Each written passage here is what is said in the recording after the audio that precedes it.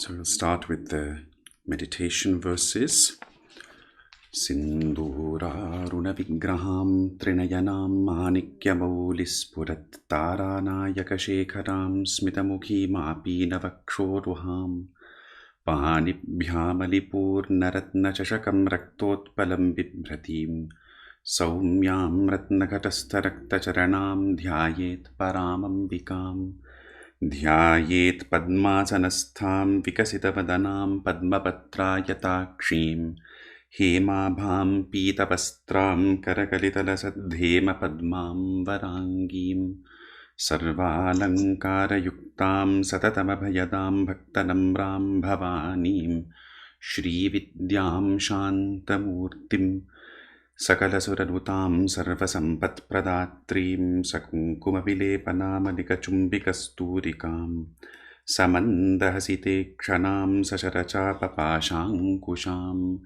अशेषजनमोहिनीमरुणमाल्यभूषाम्बरां जपाकुसुमभासुरां जपविधौ स्मरेदम्बिकाम् अरुणां करुणातरङ्गिताक्षीं धृतपाशाङ्कुशपुष्पबाणचापाम् अनिमादिभिरावृतां मयूखैः अहमित्येव विभावये भवानीम्.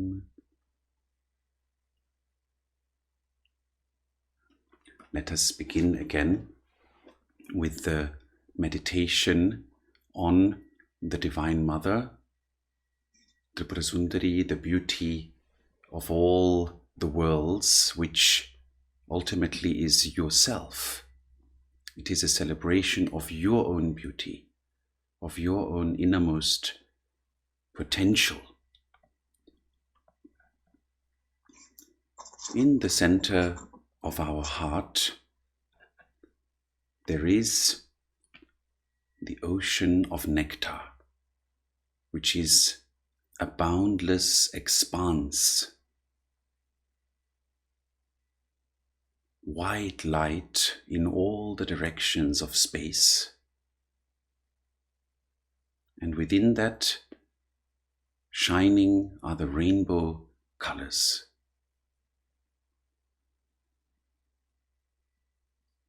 This ocean of nectar has no limits, no boundaries. There is no suffering,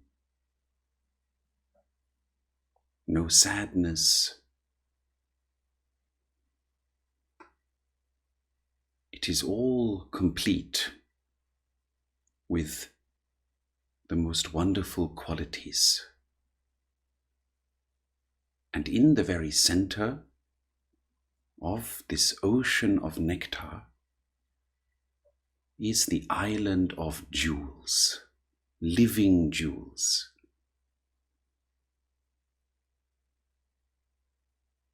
Wish-fulfilling jewels. Resplendent, shining, radiant. And in the center of the island of jewels is the forest of hibiscus flowers.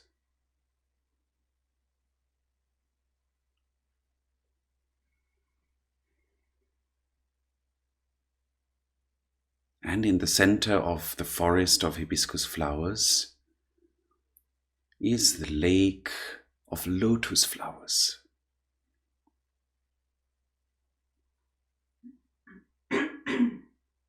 And in the center of that is the palace of Lalita-Tripura in the form of the Sri Chakra, with 9 layers, each of which contains divine deities, powerful beings, granting all the fulfillment of one's needs, such as health, such as satisfaction, clarity, calmness, all the qualities that one requires for a joyful existence are present in the form of deities in this palace. And as we pass through each layer, we absorb and transcend them until we reach the innermost center of this mandala, this palace,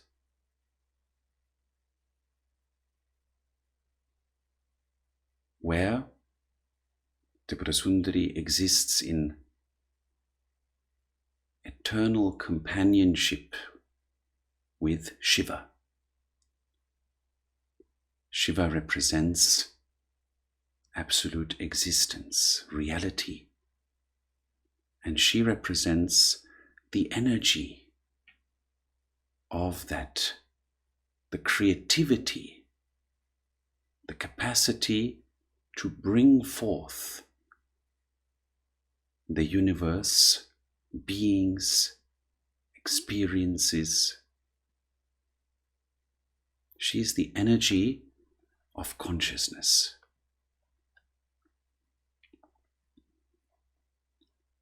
And now in our text, as we go through it, consider it like a puja, like a service or a worship of the Divine Mother. Then it is most auspicious. Otherwise, it is a little bit like poetry only. To remind you, we are still discussing the names quite at the beginning of the text, which are more about the outer beauty of the Divine Mother. They are essentially listing again and again how beautiful she is, how wonderful she is. So those of you who don't have a sense of poetry, imagine you were trying to tell someone about the most beautiful person, and you were trying to use different examples from the human world to explain that. Anakalita-sadrishya chipukashri virajita. Her chin cannot be compared to anything, as it is beyond comparison in its unparalleled beauty. Kamesha paddhamangalya sutra shobhita kandhara. Her neck is adorned with an auspicious thread that was tied by the Lord of Love. Those of you with an Indian origin background will know that an Indian lady wears a Mangala Sutra, an auspicious thread, which she was gifted at the time of her marriage. And in this case, the Divine Mother also wears such a thread, which was tied by the Lord of Love himself.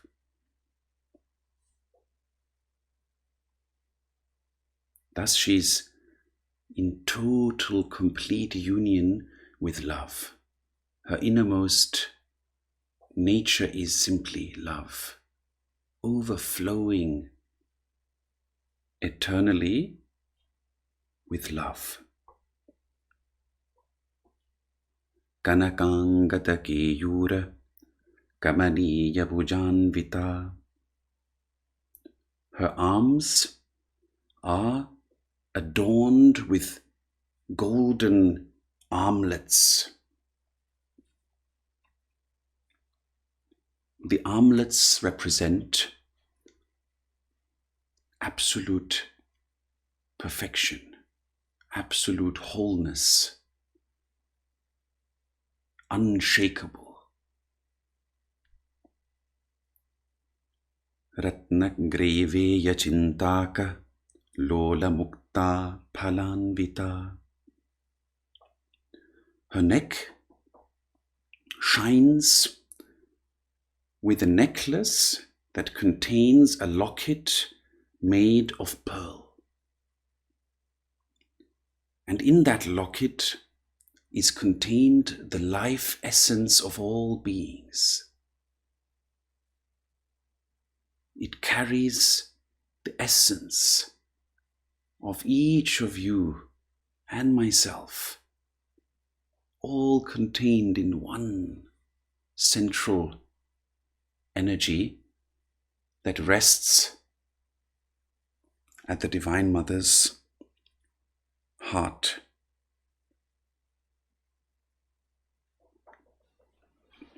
Kamishvara Premaratna Mani Pratipanastani. She gives herself to the Lord of Love in return for the gem of love he bestows upon her. So there is a constant exchange going on between Shiva and Shakti, between absolute reality and the energy of consciousness. Absolute reality is total silence, infinite silence. But to know that infinite silence, it requires consciousness. And thus the energy of consciousness gives rise to these infinite worlds of experience that we are going through. Each and one of us is one of these worlds. And it is a constant dance, a constant exchange between existence or reality and consciousness, between silence and movement. Without movement, there is no silence. Without silence, there is no movement. Na bhyalavala romali lata phalakuchadvayi.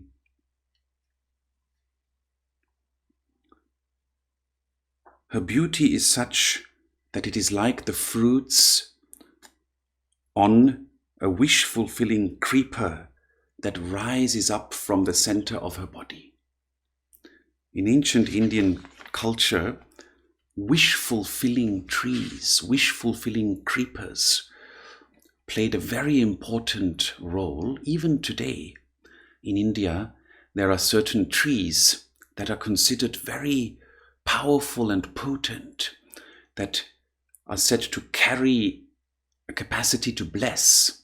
I believe that in ancient European culture there was a similar notion where the ancient Druids worshipped the trees or connected with the energy of the trees in order to facilitate the fulfillment of certain aspirations, of certain goals, wishes, dreams. And we still have this in India.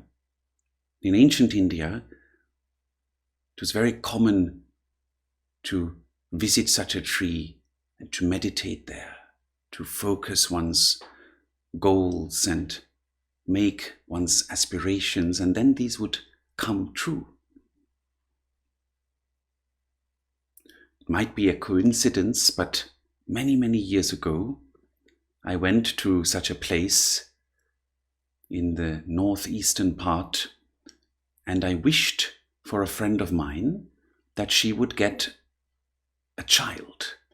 And specifically, now the women among you will be annoyed, but specifically a son, because she wanted to have a son.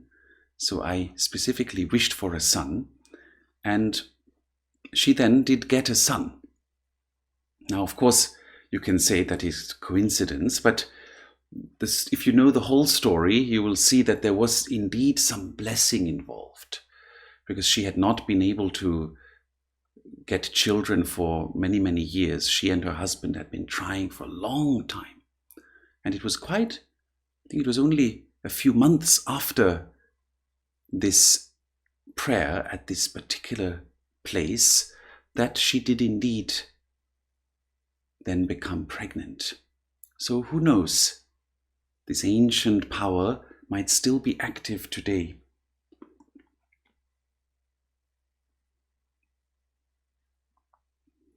Lakshya-Roma-Latā-Dharata-Samunneya-Madhyama. This is again describing her beauty, that the waistline, her waistline is again as slender as a wish-fulfilling creeper.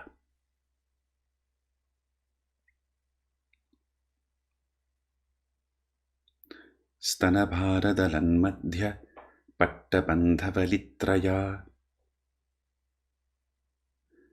And her abdomen has 3 folds, which form a belt to support her waist. Those of you who know the science of body marks and features, Lakshana Shastra, which is part of the Natya tradition, you will understand what is being said here. This is a description of ancient Indian features of beauty. Aruna Aruna Kausumbha Vastrabhasvat Katitati. Her hips are adorned with a garment as red as the rising sun, dyed with an extract from saffron. I came to know recently that saffron has a very calming effect. There are now some pills being offered in the market to balance our psychological agitation or to make us calmer and more gentle. And I thought it was very interesting that saffron, of all, is being used for that, because saffron plays such a big role in these poetic descriptions.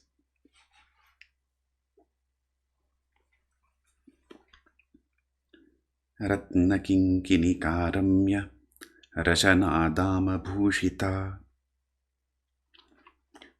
She's adorned with a girdle that is decorated with innumerable bells studded with gems. So it gives this tinkling sound when Devi moves. Her gait is said to be like that of a swan, and those who in deep meditation have perceived her have reported very often to have heard this tinkling sound that one hears like bells ringing gently.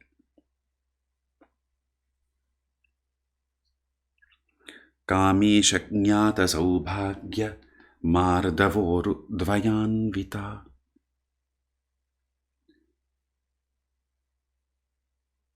The excellent beauty, or the splendor, we could say, the splendor of her body is known to Kamesha, the Lord of Love. The commentator says that her beauty, her splendor can only be experienced by a sage who directly perceives her. Manikya mukutakara janutvaya virajita. Her knees are like crowns shaped from the precious Manikya jewel, which is a kind of ruby. The ruby, saffron, hibiscus flowers, coral, kumkum, which is a red powder, sindoor, these are all the substances rose as well, rose. These are all the items that are specially associated with Devi. Indragopa parikshipta smaratuna bhajangika. Her calves shine like the jewel-covered quiver of the god of love. The god of love, as I mentioned before, is similar to the Greek Eros or Cupid in Rome. He has a quiver and has 5 arrows of flowers, made of flowers, and his quiver is studded with jewels, and the beauty of Devi's calves shines like the quiver of the god of love. Gudha gulpa. Her ankles are hidden. They are hidden from view, because in ancient Indian culture it was considered auspicious to have the ankles hidden by one's garment. Kurma prishta jayishnu prapadanvita. Her feet have arches that are comparable to the smoothness of the back of a tortoise. It's very interesting. If you've ever touched the back of a tortoise, it is very soft actually, but also very strong, very powerful. And if you remember, Tripura Sundari was teaching you in the retreat about how to stand on your feet properly. And when you do that, the foot arches slightly. There's a slight arch when we stand properly. So perhaps this is one of the inner meanings here, is that she has the perfect posture, that she stands with absolute sthiti, with absolute stability, and she cannot be shaken by anything.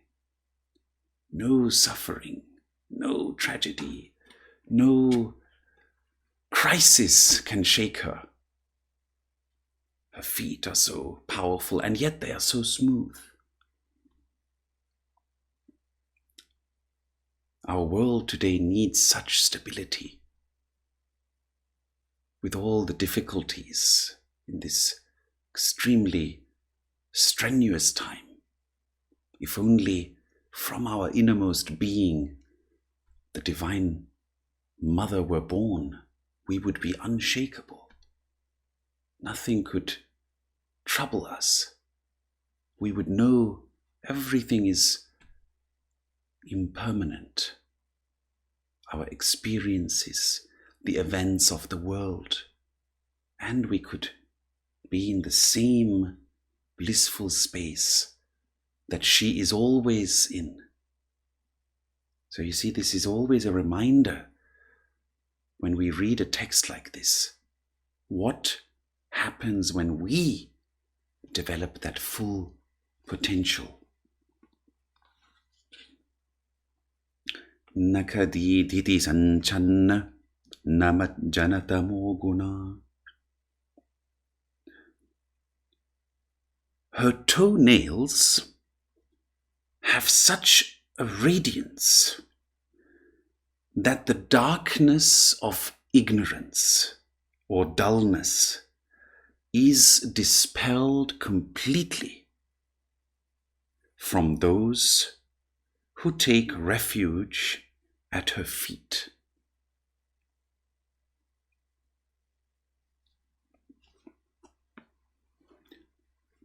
There are 3 fundamental states known as the gunas.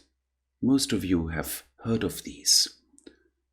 The first is a light quality, light-heartedness, clarity, goodness, nobility, calmness.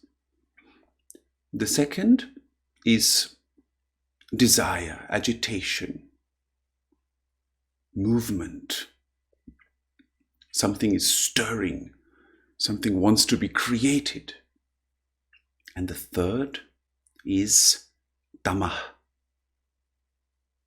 Darkness, dullness, lethargy, stupor, torpor, idleness, inertness. And it is this latter quality, the quality of tamas, darkness, which is said to cause repeated suffering, repeated trouble, repeated rebirth in trouble and in conditions of suffering. Thus, in ancient India, the masters always emphasized to overcome tamas, to overcome this dark, idle, lethargic quality, and to move towards the radiant quality. So the verse here says that her toenails have such radiance that it dispels the darkness of ignorance for those who take refuge at her feet. One of my very good friends and I have recently been discussing the question of refuge. What does it mean to take refuge? And before we finish today, I want to talk about this a little in greater detail. And this is quite tough to listen to. Most of us go through life relatively at ease or with great troubles and agitation and always some challenge.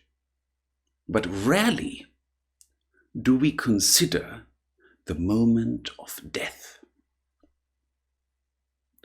Rarely do we think, if we had only 10 minutes left to live, or 5 minutes left to live, and we knew it with full clarity, what would we do?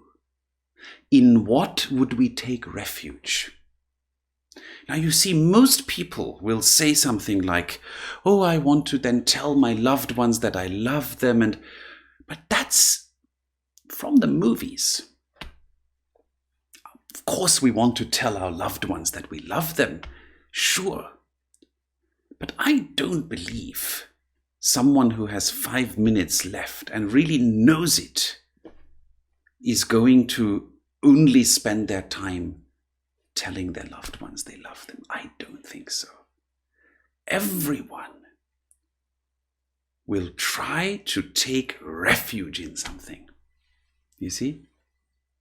And perhaps the refuge is our loved ones. Sure. I don't deny that. Perhaps we would cling onto the hand of our loved one, and then that is our refuge. Sure. But to those who understand spirituality, to take refuge in the deity, to take refuge in the deity knowing that this is our true nature, is a different story. Or to take refuge in the Buddha, or perhaps in Jesus, whichever tradition one is from, means to totally hand over oneself, to totally give oneself like a small child that is totally powerless and has to simply rely on its parent. So when we say refuge, it is really something quite dramatic. Sharana, to really take refuge is something very powerful. And we say, the meditators, the spiritual people, we say that when we take refuge in a manifestation of the Absolute, such as the Divine Mother, such as Krishna, such as Buddha, or Jesus, Mary, whatever, but it has to be a manifestation of love. When we really take refuge during our life, again and again, not just a one-time matter. It is not just, all right, I'll take refuge and then go to Starbucks. No, it has to be a daily connection, profound connection. Then, at the moment of our death, it will be much easier. It is then said in these traditions that the deity or the deity's attendants come and pick us up. They receive us on the other side. They make sure that our passing is peaceful and that we are uplifted and that perhaps we can go to a realm where we can learn further and ascend on the path of wisdom further, rather than having to come back to this world here, which is not such a nice world, in fact, as many of you have come to realize in the past year. So, perhaps as a homework, you could think about taking refuge. For me personally, I think I can talk personally a little bit. There are few refuges, so to speak, where I feel really, really comfortable. One of them is really the Divine Mother, Lalita-Tripura-Sundari. I think at the moment of my death, now I don't want to talk too grandly, but I think at the moment of my death, I will really take refuge in her and feel quite comfortable. I don't want to test it yet. Another refuge for me, and this might come as a surprise for some of you, is the Buddha in the form of the Buddha Amitabha. This is a special form of the Buddha that shines also in red, like Lalita. And I have this very deep inner connection. And he presides over a realm known as Sukhavati, the realm of bliss. And when one connects to this form of the Buddha Amitabha, Amitabha means infinite light, it is also said that one will, at the time of death, ascend outward from this place here and go to that realm. So these are two refuges I feel really, really comfortable with. Another refuge for me is Vishnu. Vishnu is the all-pervading, but his beautiful form rests in the ocean of nectar, together with the Divine Mother, Lakshmi, and he's resting in the infinite bliss. So Vishnu is also someone that I can take refuge in at the moment of my death. I don't think I will have a shred of doubt about his infinite grace or his infinite power to bless and to uplift. So in this way, perhaps as a homework, you can think what is it, who is it that you can take refuge in? True refuge, where you know it will be fine.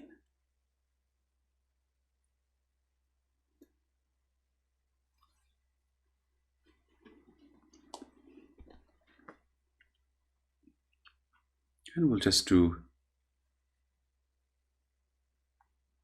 maybe 2 more names and then we complete the session. Padadvaya prabhajala para kritasaruruha. Her feet defeat even the lotus flowers in radiance. Her feet are of such incredible beauty, so divine that no lotus flower can compete. Sinjana mani manjira mandita shri padambuja. Her auspicious lotus feet are adorned with golden anklets studded in gems that also tinkle sweetly. They tinkle sweetly. Like her girdle, also her feet have such anklets. So when she moves with the gait of a swan, you can hear the tinkling. There is an incredible story about a blind holy saint known as Surdas, who lived approximately 500 years ago. And he was born blind, and he was a great devotee of Krishna and Radha. Radha is also the Divine Mother. And Surdas was so devoted that he spent all of his life composing the most incredible poetry and doing the most intense spiritual practice. And at some point, his spiritual practices came to fruition, and he had a vision of Krishna and Radha. And in his vision, Radha also had these anklets. He could hear these anklets exactly as it is also described for Triprasundari. And the vision was so splendorous, filled with such infinite beauty.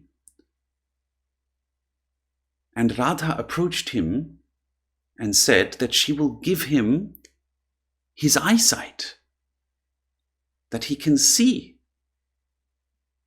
So it was only for the vision that he could see for a moment.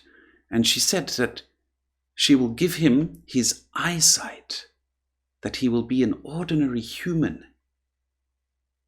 But Surdas said, no. After seeing you and Krishna, I don't want to ever see anything else again. So he wanted to remain blind. And it is said that for the rest of his life, he could hear the anklets of Radha in constant companionship, surrounding him, never leaving him.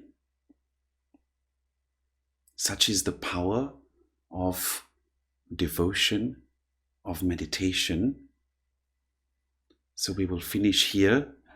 Someone asked, how does one know which deity one should take refuge in? You see, this is your life's challenge. This is your life's dharma. You have to sense, where do you really feel that grace? I listed a few. Tara Devi, of course, is also one of my great refuges. I haven't mentioned her. Tara is also really someone. When I die, I will just merge, I hope, at her lotus feet. But I cannot tell you this is the deity, and that's it. Of course, when you feel a connection to a tradition, you see, when you feel a connection, then you shouldn't just be wavering and Google all kind of deities. When you feel a connection, you should commit yourself. And sometimes deities are also quite powerful. Sometimes they emanate some radiant force and energy, and we have to also absorb that and deal with that, and only then we realize that they are a refuge. So I mentioned the Buddha Amitabha as being one of my great refuges. A few years ago, I couldn't connect with the Buddha Amitabha yet. You see, I could connect with the Prasundari, I could connect with Radha, I could connect with Tara for many years already, but the Buddha Amitabha, I couldn't connect. But then, because I connected, you see, because I engaged, I suddenly felt there's something real there. It is not just an imagination, it's not just a picture. There's something real there, there's some boundless grace there. And wow, that is what I can take refuge in. So if you have not found your refuge, I suggest that you do, that you really engage with devotion and find your refuge. Then someone asks, can we take refuge in great acharyas, great gurus of the past or of the present? Yes, one can, absolutely, definitely. My guru is another refuge that we say in the tradition, that we visualize the guru above the head always to protect us. And indeed, I can take refuge in the guru at the time of death. I'm always mentioning death because you see, that's when your refuge will show. At the time of death, that is when we need to decide, you see, whom to take refuge in. Of course, also a difficult situation, no doubt, some emergency. Yes, sure, absolutely, of course. Not only death, I'm being very morbid here. Yes. Don't worry. But it's a good example because people don't think about that. So yes, indeed, you can take refuge in the great acharyas. Then someone says, could you please say something about the perceived conflict I sometimes experience between wanting to take refuge versus doing worldly action? Oh yes, of course. You see, once we have taken refuge, we can live happily. We can live with relaxation. We can live joyfully. We know that at the back, at the very end, everything is fine. You see? By taking that step, really deciding upon that one point, we can actually live life better. Shri Krishna says in the Gita, samshayatma vinashyati, that someone whose very nature is always to doubt, always to waver, always to be unsure, such a person goes to ruin. But when we have that, when we know that refuge in our heart, when that is clear, when that is luminous, and when we feel that connection, that grace, if you want, then we can live happily and we can engage in worldly action happily. So there is no contradiction. And taking refuge is not only in the form of puja and meditation. Refuge is always. It's like creating this auspicious thread that the Divine Mother wears around her neck, the thread that connects her always to her beloved. So similarly, we are always connected to our beloved. And remember, I always repeat, the deity is the absolute consciousness. It is our own nature. But it is our own nature beyond the mind, beyond the ordinary human nature. You understand? So you're not taking refuge in something that is separate from you. This is perhaps the difference to other religious traditions where a deity is something separate, something dualistic. Here, there is no separation. It is inseparable. Separation is only as long as the human nature perceives itself as separate. So, you are not taking refuge. We are not taking refuge in a person who is separate, who is far, far away. Always dwelling in our heart, lotus, right now. Always present already, even when we don't feel the Divine Mother. She's already present. So here we will finish, and I hope that you will take this homework upon yourself to think, what can I take? Who can I take refuge in? Where I will know, yes, now it is good. I wish you a very good week and much joy, love, the Divine Mother's blessings and grace. May you have a good time in these difficult times. A good evening. Hari Om.